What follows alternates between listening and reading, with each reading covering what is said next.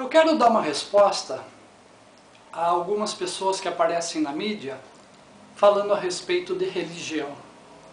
Que agora sim eles estão na religião certa, na religião que Deus está.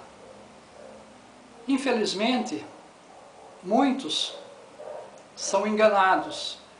Muitos novamente estão enganados. Deus, Ele nos dá uma dica aonde Ele está. Jesus, quando aparece aos discípulos que estavam reunidos, Ele diz o seguinte, Evangelho de Marcos, capítulo 16, versículo 15. E disse-lhes, ide por todo o mundo e pregai o Evangelho a toda criatura. Jesus manda que os seus discípulos vá e preguem o Evangelho, não religião, o Evangelho das boas novas. E o interessante é que ele diz aqui, a toda criatura. Ele não diz aos filhos de Deus, porque nós somos criaturas criadas por Deus, mas ainda nós não nos tornamos filho. Nós vamos tornar filho quando nós, segundo diz o livro e o Evangelho de João, ele diz que Jesus era o Verbo, e o Verbo se transformou em carne, e o Verbo veio para os seus, e os seus não o receberam. Jesus, ele era judeu, ele foi enviado para o povo judeu, mas os judeus não o receberam.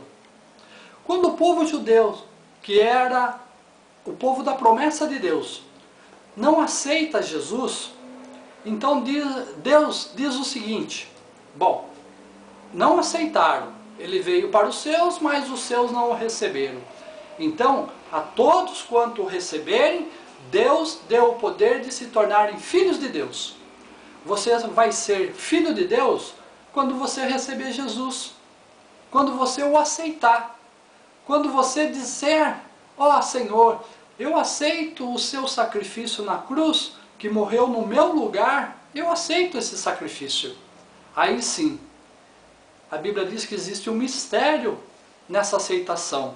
Você começa a ser filho de Deus, como num processo de adoção. Você já não é mais criatura, mas é filho. E daí, continuando, a Bíblia diz o seguinte, quem crer e for batizado será salvo, mas quem não crer será condenado. Quem crer e for batizado, entende-se que você tem que ter uma idade para crer naquilo que está sendo anunciado. Você tem que entender o que Jesus fez para dar testemunho através do batismo. Tanto é que o próprio Jesus, ele é batizado com quase 30 anos. Jesus, ele não vai para ser batizado recém-nascido. Ele é o nosso exemplo. Por que com quase 30 anos? Porque ele já tinha aí uma idade de coerência, de entendimento daquilo que ele queria a respeito de Deus para a sua vida. E você? Qual foi a sua decisão? Foi uma decisão que veio do seu coração, da sua vontade, ou simplesmente deram um banho quando você era recém-nascido? Será que valeu alguma coisa? Ou devemos seguir o exemplo de Jesus?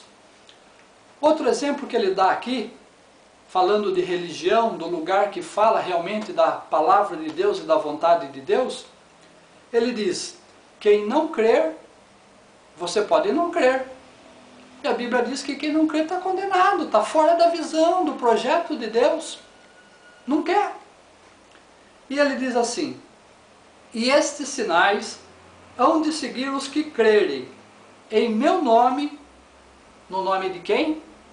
Só existe um nome. Jesus está falando, é no nome dele que as coisas acontecem.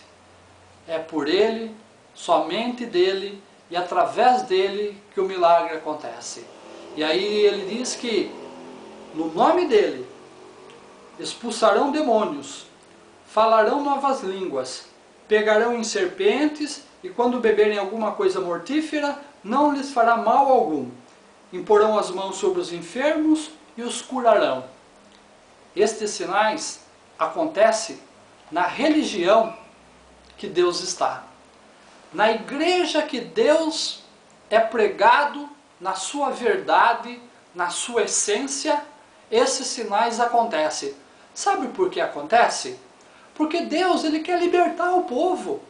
Da mesma forma que Jesus libertava as pessoas que eram endemoniadas, perturbadas, enfermas.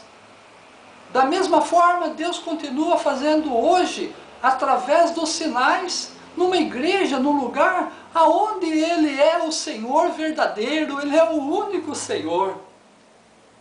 Talvez você, como eu, viveu enganado mais de 25 anos. Num lugar que nada acontecia, nada mudava, sempre as nossas vidas eram do mesmo jeito. Até que um dia alguém falou que existe um outro lugar, existe uma religião verdadeira, não uma, mas eu poderia citar várias, aonde esses sinais acontecem, para mudar a sua vida.